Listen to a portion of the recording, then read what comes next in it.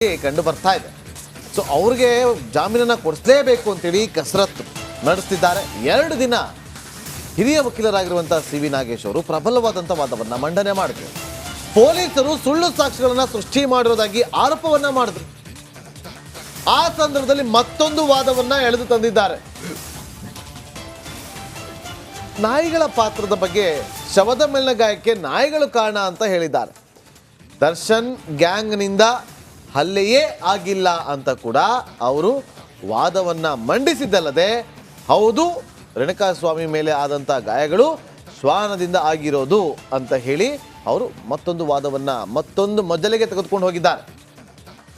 ಎಷ್ಟು ದಿನ ರೇಣುಕಾಸ್ವಾಮಿ ಕೊಲೆಗೆ ಕಾರಣ ದರ್ಶನ್ ಅಂಡ್ ಟೀಮ್ ಅನ್ನೋ ಆರೋಪದ ವಿಚಾರವಾಗಿ ಜೈಲನ್ನು ಅನುಭವಿಸ್ತಿದ್ದಾರೆ. ಆದರೆ ಈಗ ಕೊಲೆಗೆ ಕಾರಣ ಯಾರು ಅಂತ ವಕೀಲರು ಸ್ಫೋಟಕ ಮಾಹಿತಿಯನ್ನು ಬಿಚ್ಚಿಟ್ಟಿದ್ದಾರೆ. ಒಂದು ವರದಿದೆ, ನೋಡ್ಕೊಂಡ್ಬನ್ನಿ.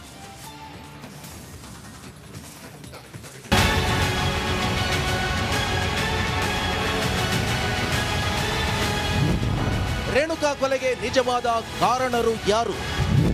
ವಿಚಾರಣೆ ವೇಳೆ ವಕೀಲರ ಸ್ಫೋಟಕ ಹೇಳಿಕೆ. ರೇಣುಕಾಸ್ವಾಮಿ ಕೊಲೆಗೆ ಮುಖ್ಯವಾದ ಕಾರಣ ಪವಿತ್ರ ಗೌಡ, ದರ್ಶನ್ ಹಾಗೂ ಸಂಗಡಿಗರು ಅಂತ ಹೇಳಲಾಗ್ತಿದೆ. ಇದರ ಆರೋಪದ ಮೇಲೆ ಈಗಾಗಲೇ ಜೈಲುವಾಸ ಕೂಡ ಅನುಭವಿಸುತ್ತಿದ್ದಾರೆ. ಆದ್ರೀಗ ಈ ಕೇಸ್ಗೆ ವಕೀಲರೇ ಸ್ಫೋಟಕ ಟ್ವಿಸ್ಟ್ ನೀಡಿದ್ದಾರೆ. ಪ್ರಕರಣದ ತನಿಖೆಯಲ್ಲಿ ಪೊಲೀಸರು ತಪ್ಪು ಮಾಡಿದ್ದಾರೆ ಅಂತ ವಾದಿಸಿದ ಸಿ.ವಿ. ನಾಗೇಶ್ ಆರೋಪ ಪಟ್ಟಿಯಲ್ಲಿನ ತಪ್ಪುಗಳನ್ನ ಎತ್ತಿ ತೋರಿಸಿದ್ರು. ಈ ವೇಳೆ ರೇಣುಕಾಸ್ವಾಮಿಯ ಮೃತದೇಹವನ್ನ ನಾಯಿಗಳು ಕಚ್ಚಿವೆ, ಇದನ್ನೇ ಕೊಲೆ ಅಂತ ಬಿಂಬಿಸಲಾಗಿದೆ ಅಂತ ದೂರಿದ್ದಾರೆ. ಪೊಲೀಸರೇ ಸಾಕ್ಷಿಗಳನ್ನ ಸೃಷ್ಟಿ ಮಾಡಿದ್ದಾರೆ.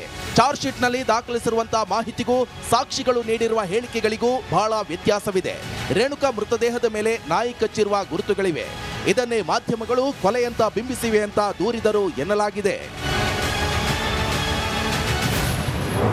ರಸ್ತೆ ಬದಿಯಲ್ಲಿ ರೇಣುಕಾಸ್ವಾಮಿ ಮೃತದೇಹವನ್ನ ಬಿಸಾಡಲಾಗಿತ್ತು. ಜೂನ್ 9 ಬೆಳಗ್ಗೆ 10 ಗಂಟೆಗೆ ದೂರನ್ನ ರಿಜಿಸ್ಟರ್ ಮಾಡಲಾಗಿದೆ. ತಕ್ಷಣವೇ ದೇಹದ ಮಹಜರು ಪಂಚನಾಮೆ ಮಾಡಬೇಕಾಗಿತ್ತು. ಆದರೆ ಜೂನ್ 11 ಮಧ್ಯಾಹ್ನ ದೇಹದ ಮಹಜರು ಮಾಡಲಾಗಿದೆ. ಪೋಸ್ಟ್ ಮಾರ್ಟಮ್ ಕೂಡ ಜೂನ್ 11 ಮಧ್ಯಾಹ್ನ 2:45ಕ್ಕೆ ಮಾಡಲಾಗಿದೆ. ದೇಹದ ಐಡೆಂಟಿಟಿ ಆಗಿರಲಿಲ್ಲ ಎಂಬ ಸಬೂಬು ನೀಡಲಾಗಿದೆ. ಆದರೆ ಮಹಜರು ಮಾಡಲು ದೇಹದ ಐಡೆಂಟಿಟಿ ಯಾಕೆ ಬೇಕು ಅಂತ ನಾಗೇಶ್ ವಾದ ಮಂಡನೆ ಮಾಡಿದ್ದಾರೆ. A14 ಮೊಬೈಲ್ನಲ್ಲಿ ಮೃತನ ಫೋಟೋ ಇತ್ತಂತ ಹೇಳಲಾಗಿದೆ. ಈ ಫೋಟೋ ರಿಟ್ರೀವ್ ಮಾಡಿದ್ದಾಗಿ ಪೊಲೀಸರು ಹೇಳಿದ್ದಾರೆ. PSI ವಿನಯ್ ಹೇಳಿಕೆಯಲ್ಲಿ ಅಂದು ತಾನು ಕೇರಳದಲ್ಲಿ ಇದ್ದೆ ಅಂತ ಹೇಳಿಕೆ ಕೊಟ್ಟಿದ್ದಾರೆ. ಆದರೆ ಮೃತನ ಫೋಟೋ ಕಳುಹಿಸಿದ್ದೆ PSI ವಿನಯ್. ಆದರೆ ವಿನಯ್ ಮೊಬೈಲ್ನ ಸೀಸ್ ಮಾಡಿ ಫೋಟೋ ರಿಟ್ರೀವ್ ಮಾಡಿಲ್ಲ. ಹೀಗಿದ್ದಾಗ ಇದೊಂದು ಕ್ಲಾಸಿಕ್ ತನಿಖೆ ಅಂತ ಹೇಳಲು ಸಾಧ್ಯವೇ ಅಂತ ನಾಗೇಶ್ ಪ್ರಶ್ನೆ ಮಾಡಿದ್ದಾರೆ. ಹೀಗಾಗಿ ರೇಣುಕಾಸ್ವಾಮಿ ಕೊಲೆ ಮಾಡಿದ್ಯಾರು ಅನ್ನೋದು ಪ್ರಶ್ನೆಯಾಗಿದೆ. Bureau report, Republic Kannada. Parappana ಅಗ್ರಹಾರದಿಂದ ರಾಜಾತಿಥ್ಯದ ವಿಚಾರವಾಗಿ ಬಳ್ಳಾರಿ ಜೈಲ್ಗೆ ಶಿಫ್ಟ್ ಮಾಡಿದಂಥ ದರ್ಶನ್ ಅನ್ನ ಇದೀಗ ಅನಾರೋಗ್ಯ ಕಾರಣಕ್ಕೆ ವಾಪಸ್ ಬೆಂಗಳೂರಿಗೇನೆ ಶಿಫ್ಟ್ ಮಾಡ್ತಾರೆ. ಆ ಸಾಧ್ಯತೆ ಇದೆ ಅಂತ ಹೇಳಲಾಗ್ತಾ ಇದೆ. ಹಾಗಾದ್ರೆ ಏನಕ್ಕೆ, ಏನು ಕಾರಣ? ಈ ವರದಿ ನೋಡಿ.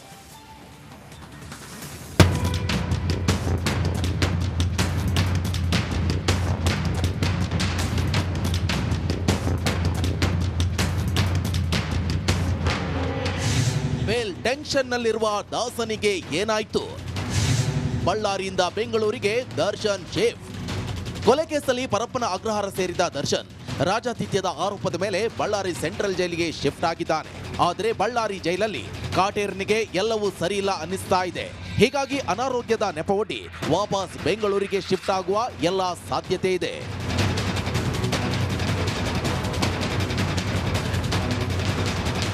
ಬಳ್ಳಾರಿ ಜೈಲಿನಲ್ಲಿರುವಂತಹ ನಟ ದರ್ಶನ್ ಇದೀಗ ಬೇಲ್ ಟೆನ್ಷನ್ ನಲ್ಲಿ ಇದ್ದಾರೆ.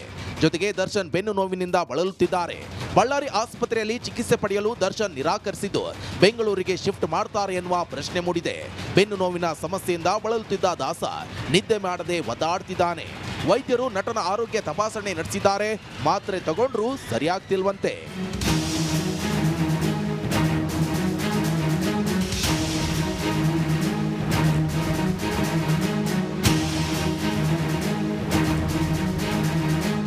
ಬೆನ್ನು ನೋವಿಗೆ ದರ್ಶನ್ ಸರ್ಜರಿ ಮಾಡಿಸಿಕೊಳ್ತಾರಾ ಎನ್ನುವ ಪ್ರಶ್ನೆ ಮೂಡಿದೆ. ಸರ್ಜರಿ ಮಾಡಿಸದಿದ್ರೆ ಕಷ್ಟ ಅಂತ ವೈದ್ಯರು ಹೇಳುತ್ತಿದ್ದಾರೆ ಎನ್ನಲಾಗ್ತಿದೆ. ಬಳ್ಳಾರಿ ಬಿಮ್ಸ್ನಲ್ಲಿ ದರ್ಶನ್ಗೆ ಚಿಕಿತ್ಸೆ ನೀಡಲು ವೈದ್ಯರು ಸಲಹೆ ನೀಡಿದ್ದಾರಂತೆ. ಆದರೆ ದರ್ಶನ್ ಇದಕ್ಕೆ ಒಪ್ಪುತ್ತಿಲ್ವಂತೆ. ಬೆಂಗಳೂರಿನಲ್ಲಿಯೇ ಚಿಕಿತ್ಸೆ ಪಡಿತೇನೆ ಅಂತ ಹಠ ಹಿಡಿದಿದ್ದಾರೆ ಎನ್ನಲಾಗ್ತಿದೆ.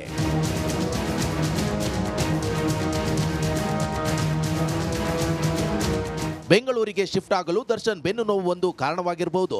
ಆದರೆ ವಾಪಸ್ ಬೆಂಗಳೂರಿಗೆ ಬರಲು ಈ ಪ್ಲಾನ್ ಮಾಡಿದ್ನ ಅನ್ನೋ ಶಂಕೆ ಕೂಡ ವ್ಯಕ್ತವಾಗಿದೆ. Bureau report, Republic Kannada. ಮತ್ತಷ್ಟು ಡೀಟೇಲ್ಸ್ನೊಂದಿಗೆ ನಮ್ಮ ಪ್ರತಿನಿಧಿ ನಾಗರಾಜ್ ನೇರ ಸಂಪರ್ಕದಲ್ಲಿದ್ದಾರೆ. ನಾಗರಾಜ್, ಬೆಂಗಳೂರಿಗೆ ಬಂದ್ಬಿಡ್ತಾರಾ ದರ್ಶನ್?